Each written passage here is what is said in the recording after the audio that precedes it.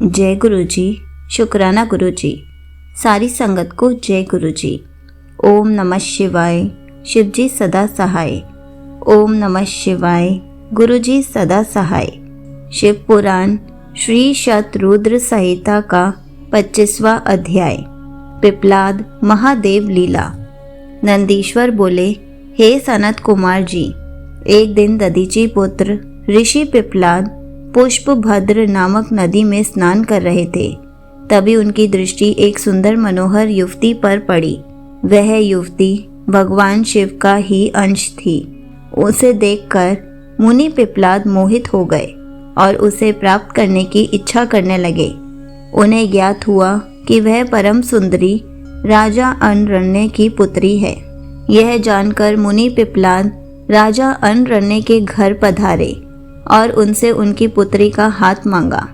ऋषि की बातें सुनकर राजा सोच में डूब गए कि मैं अपनी प्रिय पुत्री, जो कि सदैव राजसी ठाट बाट से रही है, को कैसे एक योगी के साथ ब्याह दूं, जिसके ना कोई रहने का ठिकाना है ना खाने पीने का।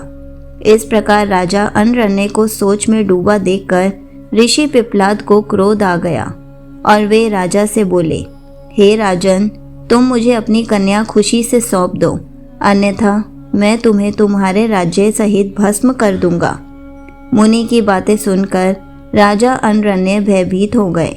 उन्होंने अपने राज्य और प्रजा की रक्षा हेतु अपनी पुत्री पद्मा का विवाह सहर्ष मुनि पिपलाद से कर दिया। प्रसन्न होकर मुनि पिपलाद अपनी पत्नी को साथ लेकर आश्रम पहुँचे और आनंद पूर्वक वहाँ रहने लगे।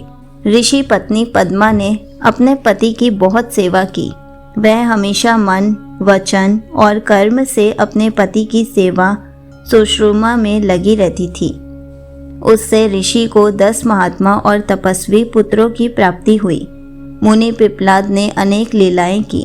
उन्होंने संसार में किसी से भी निवारण न होने वाली शनिश्चर की पीड़ा को हरने का प्रयत्न किया।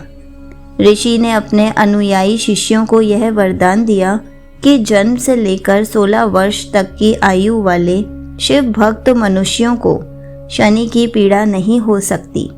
यदि शनि मेरे इस वचन को झुठलाने के लिए ऐसा करेगा तो भस्म हो जाएगा। इसलिए शनि का प्रकोप कभी भी 16 वर्ष की आयु से कम के मनुष्यों पर नहीं पड़ता है। तात मनुष्य रूप धारण करने वाले ऋषि पिपलाद का यह चरित्र मैंने तुम्हें सुनाया है। यह उत्तम चरित्र निर्दोष, स्वर्गप्रद, कुग्रह जनित दोषों का नाश करने वाला है, मनोरथ पूर्ण करने वाला तथा शिव भक्ति में वृद्धि करने वाला है।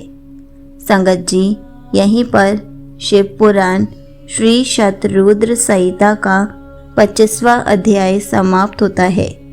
जय गुरु जी, शुक्राना गुरु जी।